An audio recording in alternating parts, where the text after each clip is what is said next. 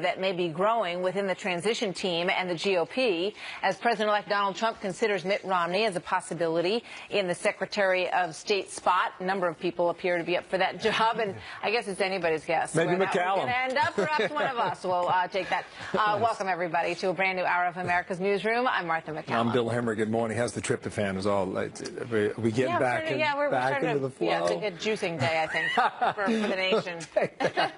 Mr. Trump's own advisor, former campaign manager Kellyanne Conway, publicly making her case against Mitt Romney. She says Trump loyalists feel that they have been wronged. The number of people who feel betrayed to think that a Governor Romney would get the most prominent cabinet post after he went so far out of his way to hurt Donald Trump. There was the Never Trump movement, and then there was Mitt Romney. He gave speeches against Donald Trump. He attacked his character. Governor Romney, in the last 4 years, I mean, has he been around the globe doing something on behalf of the United States of which we're unaware? I'm all for party unity, but I'm not sure that we have to pay for that with the Secretary of State position. Fascinating. Wow. Katie Pavlich, news editor for townhall.com and a Fox News contributor. Katie, welcome. Good to see you this morning. So what do you make of all this? Well, to me, it's starting to look a lot like Team Trump put Mitt Romney up for this position for consideration simply to get back at him for his opposition during the general election and the primary. It's not just Kellyanne Conway who's come out publicly against Mitt Romney in this position. Mike Huckabee has done so, in addition to a number of other advisors or loyalists to Donald Trump. But I think it's important to remember that Donald Trump said on the night he was elected that there have been a lot of people who criticized him, but he wants to put that aside. And he needs the help of those who have been critical of him. And Mitt Romney immediately congratulated him on his win when he locked down that presidency. And so they're working together, I think, for the future of the country. Whether they'll be able to work together on foreign policy if Mitt Romney were to be chosen as Secretary of State is a whole nother question, considering their differences on major issues. Yeah. I mean, Donald Trump threw a lot of shade at Mitt Romney over the years, too. You know, he said he choked like a dog in the election. So it seems like there's enough criticism on both sides for these men to potentially, you know, say, okay, you know, we were really nasty to each other and perhaps we want to work together. You know, it looks like there's a divide in, it's tough to tell, you know, about the messages that are being sent out by Kellyanne this morning, but perhaps there is a Romney camp, and maybe that goes along the Reince Priebus lines and over on that side, and then Bannon and the other part of the group appears to be leaning towards Giuliani. Do you think that's accurate? Well, I think that's very accurate, and I also would give Trump credit for having both of those sides of the argument inside his advisory group. But I think when you look at what we're dealing with here, ultimately, as they've said, Donald Trump is going to be the one who makes this decision. And yes, there's the loyalists and there's the people who have been opposed but who are willing to work for the betterment of the country. And there's a difference between being loyal on the campaign trail politically and a difference between being loyal when it comes to foreign policy. And when you look at major issues like Russia, Mitt Romney and Donald Trump couldn't be further apart. They're essentially 180. There's a lot of people still being considered for this position. Mitt Romney happens to be one of them. Donald Trump is meeting with General Petraeus today in New York City. Congresswoman Gabbard is also on the list, apparently. And so I think there's a lot more consideration going on. But as we've seen, there's a much more public debate happening around Mitt Romney's consideration than other candidates at this point. Katie, you were very anti-Donald Trump during the course of the election. So who would you like to see in that spot? You know, I'm not sure. I think, I don't know what the negotiations are happening behind the scenes. I think Mitt Romney is qualified for the position. After all, he was a Republican nominee who came out with his own plans for foreign policy. He's good friends with Benjamin Netanyahu, has good relationships with foreign leaders around the world, both in business and with policy. But I think that they have to be in step with Donald Trump's foreign policy for the Secretary of State to serve as the benefit of the president around the world. And I don't necessarily think that Mitt Romney's views on the world match up with Mr. Trump's. Interesting to see if maybe they knock each other out and somebody like Bob Corker emerges as a potential, or even General Petraeus, who is going to be meeting at Trump Tower, as you pointed out, over the course of today with Donald Trump as well. Katie, thank you very much. We're going to dig into this a bit more in the next hour. So meanwhile, Mr. Trump speaking out against the push to recount ballots in Wisconsin and possibly even Michigan and Pennsylvania. Wisconsin election officials meeting today to talk about a potential timeline. Mr. Trump won the electoral race, and that number you see on screen could go higher. He says the push for the recount is a waste of time. Chief political correspondent Carl Cameron is back in Washington, D.C. Do you recognize the town, Carl? Good morning to you, and go ahead. Start. Well, the recount effort in Wisconsin was the one sought by the Green Party candidate Jill Stein. And she knows it's not going to change the outcome for her. But over the weekend, the Clinton campaign joined in, saying they are not trying to overturn results, but participate in a process to make sure it's conducted fairly for all parties. Trump blasted Democrats for joining the recount, which is the subject of a meeting and conference call in Wisconsin this morning to discuss how the recount will be conducted. By state law, it has to be completed by mid-December. Trump's won the election. Clinton has conceded. But he lashed out at the Green Party and Democrats on Twitter yesterday, and among other things tweeted this, quote, "Serious voter fraud in Virginia, New Hampshire, and California. So why isn't the media reporting on this? Serious bias, big problem." Trump specifically tweeted debunked claims of widespread voter fraud in New Hampshire, California, and Virginia, allegations that the election officials in those states all dispute. Clinton campaign lawyer Mark Elias weighed in this morning, tweeting, "We are getting attacked for participating in a recount that we didn't ask for by the man who won the election but thinks there was massive fraud." So there you have it. Hillary Clinton's lawyer acknowledging once again that Trump won the election. Bill? What about Michigan? What about Pennsylvania? Start in Michigan. Well, Michigan is a fairly simple one compared to what happens in Pennsylvania. And there is less effort in Michigan as there is in Pennsylvania because of how difficult it is there. Recounts could go forward in both, but in Pennsylvania, it's particularly difficult. They got to find 3 voters from each of Pennsylvania's more than 9,100 voting precincts, so 30,000 people roughly. They have to have voted. They have to download an affidavit off the web, fill it out, then sign it in the presence of a notary and have it stamped. Then they have to take it to a county clerk's office and have it certified.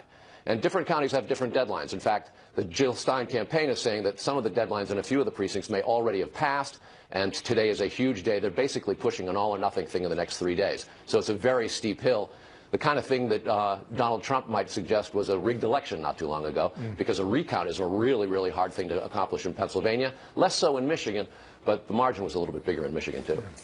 So much for the butterfly ballot. I do believe that's a thing of the past. You got it. See you, Carl. Thanks. In Washington. No arrests. Matter of warfare. I mean, there's a lot of opinions about this, and yes, it is a sort of a team of rivals concept if you were to go toward the Governor Romney concept. But I think that should tell all Americans about where President-elect's head's at, which is a place that will put the best possible people together for all Americans. I'm all for party unity, but I'm not sure that we have to pay for that with the Secretary of State position. But again, let me repeat, what Donald Trump decides, Kellyanne Conway and everybody else will respect. It appears that battle lines are being drawn inside the Trump camp over Mitt Romney potentially becoming the next Secretary of State. Rudy Giuliani, a longtime Trump loyalist, also thought to be a contender as well. Maybe neither. John Sununu, former New Hampshire governor, former chief of staff to President H.W. Bush, and wrote the book The Quiet Man. And Governor, good Monday to you. When you were working in the cabinet in the 1980s, how does it work on the inside? Why would Conway be so public in her denunciation on Twitter and on a talk show about Mitt Romney? What's at work here, Governor? Well, what's at work is they were in the transition period, and this is very typical of transitions. I myself was a pretty controversial appointment, but once the president-elect makes the decision, Kellyanne is right. Everybody moves in lockstep and supports the president-elect. This is Donald Trump's decision. He's going to have to decide what's best for the country, what's best for him as president, what's best for the world. And it is a much more complicated thing than just selecting between personalities. He's got to select between talents and experience. And I'm sure he's going to make a good decision. Romney is an excellent choice. Some of the others that have been talked about are also good choices. It is important for him to select someone that can almost instantly with him get the respect of the world, and I think Governor Romney fits that mold. But oftentimes this is kept inside the family, so to speak. And oftentimes it's not, Bill. Okay, do you believe that Trump put her up to this, or is Kellyanne Conway transitioning back to private life? Neither one. I think it's just the expression of the way transitions work. And individuals who have one favorite or another look for a sliver of an argument and try and put it in the public domain. Kellyanne has access to the media, and well, I don't know what her favorite is. She might actually be a Romney supporter, for all I know, and trying to test how this would be received. So it's a much more complicated process than it just looks from the veneer that gets through the Would media. a President Bush 41 or 43 or President-elect Donald Trump take exception to what she has said publicly?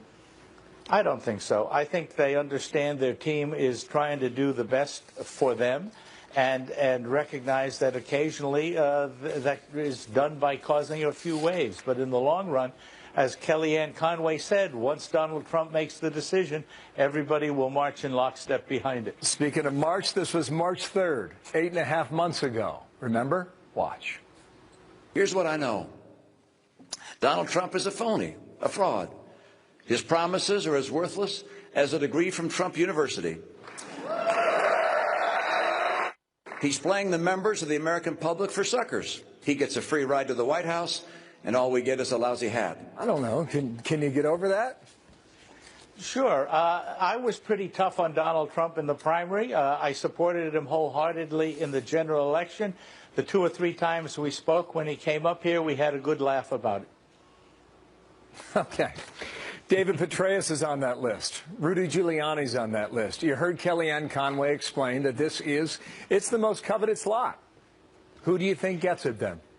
It's important to understand that getting Secretary of State is not a gift to someone. Getting Secretary of State is the president-elect getting the person that will help him as president do the best for the country and the world. And people who are looking at cabinet appointments as things to be given out as gifts are missing the point. I think Donald Trump so far has displayed that he understands it, that he is getting the people that he thinks can do the job best. And there's a big difference between those two perspectives. I think you make a great point. If you had a vote, who would you choose? If I had a vote, I'd be happy to give it to the president-elect on the telephone if he calls. Got it. Thanks, Governor. Good dodge, by the way. John Sununu, live in New Hampshire today. Nice to have you back. Martha. Surrounding a Massachusetts college's decision to remove all of the American flags from campus after one was burnt in protest. Veterans groups now demanding that the flags be returned. Too much blood has been shed for our country, for our freedom. Stand up for something, but you don't need to take a flag down to do it. The flag of our United States of America. Molly Lyon, live in Boston. So, Molly, these veterans had a clear message for this campus, right? Absolutely. The American flag you can see in those pictures was again on campus en masse, brought there by hundreds of veterans. And their message was very clear. Raise the flag. Freedom is not free. They were protesting there because the college decided to take down the American flag on campus. Per a college media statement, President Lash, Jonathan Lash, emphasized that by not flying a flag on our college's flagpole for the time being, the college is seeking to enable a discussion of values among all members of our campus, not make a political statement. But this battle over the flag has been going on for weeks after students first lowered it to half staff shortly after the election. Then the flag was burned. The Board of Trustees allowed that flag to stay at half staff, a move that was meant to facilitate dialogue. While the community delved deeper into the meaning of the flag and its presence on our campus, President Lash had this to say. Some have perceived the action of lowering the flag as a commentary on the results of the presidential election. This unequivocally was not our intent. Then when the flag lowering was seen as disrespectful and, quote, especially painful to veterans or families, that's when that call was made to ultimately take the flag down. Martha? So, Molly, can you explain a little bit more about the administration and why they took the flag down in the first place? Yeah, we'll dig a little more into this. Here's another part of the statement from President Jonathan Lash. He explained it like this earlier in the month.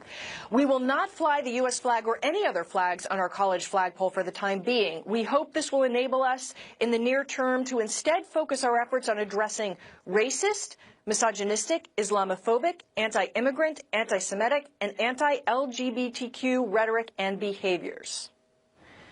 So this is ongoing, Martha. Quite a story. Molly, thank you very much. So we're going to have much more on that controversy with the mayor of Springfield, Massachusetts, who has joined the protests on the Hampshire campus.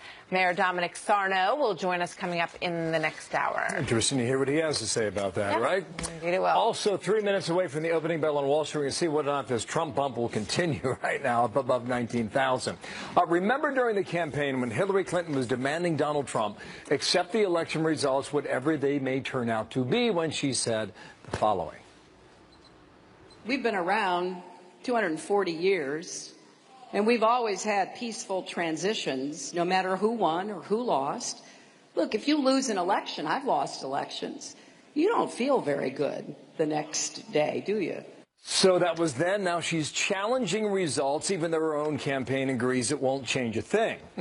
So why do it? We'll debate that in a moment. Fair and back. Hillary Clinton joining an effort to recount votes in 3 states. But remember when Secretary Clinton repeatedly attacked candidate Donald Trump for saying that he might not accept the results on election night?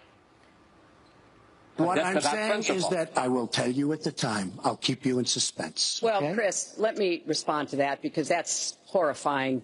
You know, every time Donald thinks things are not going in his direction, he claims whatever it is rigged against him.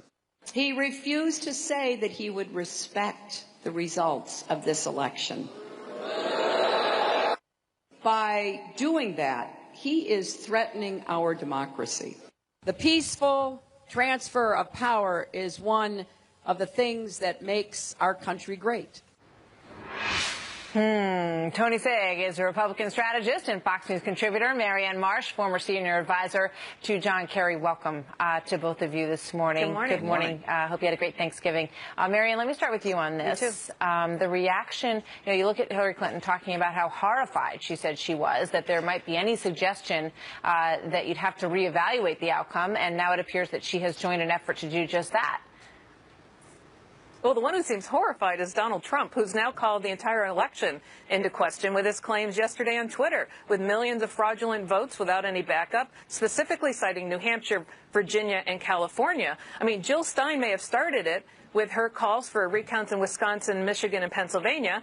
Hillary Clinton's campaign has joined it, but it's Donald Trump who's now called the entire election into question. So you have to ask, he either needs to support a recount, if not only in those three states, perhaps nationally, or he could enter the White House with the same questions about his legitimacy that he dogged Barack Obama with for 8 years. And the irony there is pretty rich. So I think this is bigger than Donald Trump. It is about our democracy. We are the democracy that everyone around the world looks to, and there should be not one question about the election, so let the recount begin. And you would say the same thing if Donald Trump had lost and was launching the same kind of effort right now, right, Marianne? You would say, absolutely, Actually, Donald Trump, you go for it. Let's see how it works out. Well, in 2000, Martha, as we all remember, and I think you and I remember it quite well. Oh, yes. Democrats wanted every vote counted, and Democrats now want every vote counted. But it's Donald Trump who's called this into question, and unlike Donald Trump, there were specific questions about specific states. Now Donald Trump has done the same thing Jill Stein has done, but on a much larger scale. So let's do the recount. For the record, Marianne has said that if Donald Trump lost, she would absolutely support his recount in any state where he felt that it may not have come out correctly. Tony, what do you think is behind all this? Well, first of all, I didn't hear Marianne or any Democrat support Donald Trump when he made the claim that potentially elections could be rigged and he'd have to review it at the time. In fact, they snarled at him, they criticized him, they demonized him for saying such a horrendous thing. And look, it's now Hillary Clinton who, unfortunately, is ending the chapter of her very long and historic candidacy on a very sad note. I mean, the fact that she's joining this ragtag recount from Jill Stein, who's using it as a fundraising gimmick, while her campaign counsel himself has said there's no evidence, there's absolutely no evidence that there was any hacking or any sort of wrongdoing or malfeasance that would alter the outcomes in these 3 states. So the fact that we're now going to go through this process while Barack Obama and Donald Trump have worked together toward this peaceful transition, very constructively, by the way, and then having this complete sideshow with Hillary Clinton and Jill Stein appearing to be quite sore losers, which is really not what I had hoped. A guy who went into the White House, by the way, with over 300 now electoral votes would have to deal with. I mean, I get it when it was 271, Marianne, in 2000. Donald Trump got over 300 electoral college votes. That is a pretty clear mandate. Which he was quick to point out on Twitter. He went through the numbers that are quite remarkable in terms of the win. You know, when you look at this situation, Marianne, and you ask yourself, you know, where is this all going? And why is it really being prompted? Do you believe that the Russians interfered with and had an impact on the outcome of this election? Is that something that you believe? I think there was a lot of reporting, some reporting about that going into the election. But that's the basis for this recount, no? Actually, no. Well, there are two things, Martha. I mean, here's what we know. Over the weekend, it was reported in Wisconsin that Donald Trump lost about 5,000 votes from a tabulation error. So now his lead's gone from 22,000 to about 17,000, just on a tabulation error. So there are lots of reconciliation that goes through. We're in the certification process. So none of these votes in many states haven't been certified yet. So the canvassing's going on. You then certify it, and then the Electoral College meets. So this is totally legitimate. In fact, in Pennsylvania, any 3 people in a precinct can call for a recount. So I think it's in everyone's best interest to make sure that every vote is counted and counted properly. And that's what Donald Trump has now done, called the entire election into question by his Twitter feed yesterday, which, by the way, he took that tweet down because they knew the political implications of doing this. So he's opened Pandora's box on his own accord. It's amazing to me, Martha, how much weight the Democrats and opponents of Donald Trump put into a tweet versus the action of joining an unprecedented recount effort when he clearly won these 3 states. Listen, I think Hillary Clinton, but Tony, should she have had, excuse me, should she have had, Marianne, if I can, if Hillary Clinton campaigned in Wisconsin, maybe she would have won Wisconsin. If Hillary Clinton campaigned in Michigan outside of the final 72 hours, because her internal polling was showing the same thing as the Trump internal polling, which is a much more narrowing race, maybe she would have won Michigan. To now try to cast doubt at the legitimacy of these outcomes, I think really is trying to overcompensate for the misgivings and failings of her strategy. No, it's a good point in terms of the campaigning that Hillary Clinton did not do in those states, and it was Michigan pretty clear. Hasn't been called yet. It was pretty clear in the last couple of days that she was concerned about those places because she started going to them in a big way. But, you know, I would say, why not, right? Why not make sure that everything is counted? I mean, that's what the system is about. I think both sides in the past have said that you know, they believe for different reasons that this should be done. So, Tony, I mean, just quickly from both of you, I mean, don't you want, why not, right? You're not worried about the outcome. You think your guy won, and that's what you're going to find in a recount. So what I would ask then, why didn't Hillary Clinton's campaign initiate this recount then? They took the easy way out. They took the easy way out. They did it through Jill Stein, or had Jill Stein do it, because they knew it would be a bad news story. Look, even liberal commentators are beginning to question its validity. President Obama is not even acknowledging, basically, that this recount is happening. He's going forward with the peaceful transition of power. But, Marianne, I would suggest, then why was it so controversial when Donald Trump suggested that he'd have to wait to see all the results before he would concede back during the campaign? And all of you liberal, my friends, many, ridiculed him for that. Why, if this is such a vanilla thing, then why was it so controversial a month ago? Go ahead. Of course, 2 things. Democrats always ask for every vote to be counted. Military absentee ballots, absentee ballots writ large, and provisional ballots, where many people were kicked off the rolls this year, and those ballots aren't ever counted unless it's close, number 1. Number 2, Michigan hasn't even been called yet. That's like 7,000 votes and counting. And number 3, why wouldn't you want everything counted? If I'm Donald Trump, maybe his margin's bigger. Maybe he leads by more. Maybe he's right. But the difference between Donald Trump during the general election and Donald Trump today is he made a blanket statement about the legitimacy of the election. Now he's made 2 very specific claims, that millions of people voted fraudulently, and then he pointed out 3 states, just like Jill Stein. So what's the difference? Let's count them all. Let he's not funding a recount bigger than Trump, Clinton, Obama, or anybody else. With just this mention that John Podesta came out the night of the election and said, you know what, let's just cool off. Let's wait till tomorrow morning, and we'll make sure that everything is in. And then Hillary Clinton stepped forward and called Donald Trump and conceded the election, said that she had looked at the numbers, it was over, and the election was done, and it was time to move on. And then she came out with a very impressive speech the next day in support of everyone getting behind the president. So that's not where we are right Al now. Gore did the same thing. It's time Al Gore to unify. did the same thing, and we had a recount. All right, Marianne, guys. it's time to unify. Gotta go. Thank you very much, Tony Thank you. Marianne. Thank you. President Standing tall.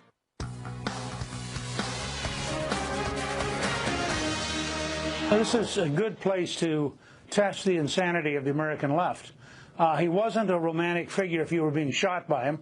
He wasn't a romantic figure if you were being driven off the island, as hundreds of thousands were, because he stole their property and threatened to put them in prison. So there's Newt Gingrich from over the weekend slamming some of the praise the late Cuban president, dictator Fidel Castro has been granted, as we look live in Havana, where people are lining up to pay their respects to him. What does Cuba look like during his rule? Well, the average income per person, roughly $25 a month. More than 7,000 people, many political dissidents, either were killed or mysteriously disappeared, and Castro's communist regime seized homes and businesses and farms from tens of thousands, driving many of them to seek a future here in the United States. Republican Senator Jeff Flake is on the Foreign Relations Committee. He has been to Cuba 15 times in 15 years. He joins me now. And Senator, good morning to you. Thanks for having me on, Bill. I know you're a big advocate of maintaining the course that President Obama has put the U.S. on right now. President-elect Trump sent this out 15 minutes ago, quoting now, "If Cuba's unwilling to make a better deal for the Cuban people, the Cuban-American people, and the U.S. as a whole, I will terminate deal," end quote. He wants a better deal. What's wrong with that? I think all of us want freedom for the Cuban people. The difficulty is, how do we bring that about? As you mentioned, I've been traveling down to Cuba for 15 years now. The first half of that time was under our so-called get tough policy, where very few Americans could travel down, and we imposed isolation on Cuba. And there was very little freedom for the Cuban people. The second part of my time going to Cuba over the past several years has been after there was a bit of loosening, after Cuban Americans were allowed to travel as frequently as they wanted to and remit as much money as they wanted to. And as a consequence, a lot of Cubans, 25% of the Cuban workforce is now in the private sector, not earning $25 a month, but up to $50 a day if you're a waiter in a Cuban private restaurant, for example. They have a measure of economic and political freedom that they didn't have before, and that's a good thing. And so I hope that we continue to allow Americans to travel to Cuba. So a lot of these business deals are happening. And others would argue that, listen, if you want to engage the Cuban government, fine, but the business deals are not going to help the people. They're going to help the government. And the effect of that is just strengthening Raul Castro and that regime. Do they not have a point, Senator? I believe that the better point could be made that a lot of travel has benefited individual Cubans. There's no doubt that the government benefits when people travel to Cuba. There's no way to keep all money in the hands of private business. But like I said, about a quarter of the of the Cuban workforce is now in the private sector, running bed and breakfasts, private taxi cabs, private restaurants, beauty salons, body shops, you name it. And a good chunk of that money goes to Cuban people, and they have more freedom than they had before. And I think that's a good thing. I think what the other side's arguing, you heard a lot of this on Sunday, and you hear from Mr. Trump now, is about political prisoners and religious freedom and et cetera, et cetera. It's just not on the economic front. Now, I know you went with President Obama to Cuba, and he released a statement over the weekend. Part of that statement read the following, quote, "We know that this moment fills Cubans in Cuba and in the United States with powerful emotions, recalling the countless ways in which Fidel Castro altered the course of individual lives, families, and of the Cuban nation." He concludes, "History will record and judge the enormous impact of this singular figure on the people and world around him." What in the world does that mean? You know, I would have been a little stronger. I think Fidel Castro was a brutal dictator for a lot of years, for more than a half a century. And so I think that not too many will remember his reign very fondly, and they shouldn't. But the question is, how can we increase the likelihood that Cubans in the future will have freedom, and then we can accelerate that process? And I would argue allowing Americans to travel and do commercial activities usually nudges countries toward democracy. There's no guarantee, but we had 50 years, more than 50 years of isolating the Cuban regime with the kind of results that we all know: political prisoners, repressed freedom. So I don't think we ought to return to that. Those weren't glory days for us or Cuba. Senator, thank you for your time. There will be a lot of reaction to this in the coming days. I know you were not on the Trump train early. We'll see how it goes now in Washington come January 20th. Senator, thank you for your time. Jeff Flake from Arizona. President-elect Donald Trump calling former Cuban President Fidel Castro a brutal dictator and weighing in again on the future of U.S.-Cuban relationships during his administration. This morning, a little bit after 9 o'clock, he tweeted this: "If Cuba is unwilling to make a better deal for the Cuban people, the Cuban/American people, and the U.S. as a whole, I will terminate the deal." Pete Hegseth is an Iraq and Afghanistan veteran and a Fox News contributor. Pete, good morning to you. Good to have you here this morning. What do you think about that? Well, I think he is taking a new, blunt approach that the American people want and appreciate. Under this current administration, Obama, there's been a lot of equivocation, a lot of apology, a lot of, well, yes, Castro's a brutal dictator, but we're opening up a new door into a new chapter. And what you get with Donald Trump is Fidel Castro is dead. The world is a better place because he's a dictator. And the deal that was cut, where we got no concessions, no political freedoms on the island of Cuba, that could be out the window because there's a new game in town. So I think the American people are taking notice. That's why they went to the polls for him, but foreign leaders will as well. When a president starts taking this kind of a direct approach, foreign capitals take note. So Cuba will be one example and how he deals with that, but I think it'll reverberate through the foreign policy of this country. I mean, you think about Joanne Chesimard, do you think about people who haven't been returned to this country? Yes. You think about the religious oppression and the destruction of churches that is ongoing under Raul Castro in Cuba. There's quite a bit of territory that you could renegotiate there. And we continue to have a great deal of leverage. Right. And he's got the folks that voted for him and members of Congress on his side. So I think there's an appetite for not confrontation, but for real negotiation where you set a hard line and you stick with it, because we are the 800-pound gorilla in the room. Why have we been giving that away for so long as we have? And I still think he'll start. He wants to. I mean, this sounds cliche, but winning matters. And I think he's been watching us give things away without winning. Right. And I think that's going to change. He wants America first, that's right. Which a lot of people feel they didn't get in the Cuba deal as it was written under President Obama. So we'll see where that goes. Mm-hmm. In terms of Aleppo and what is going on there, complex to be sure. John Kerry apparently is going to give it one more effort in terms of some kind of diplomatic solution to end the bloodshed there before the end of his term.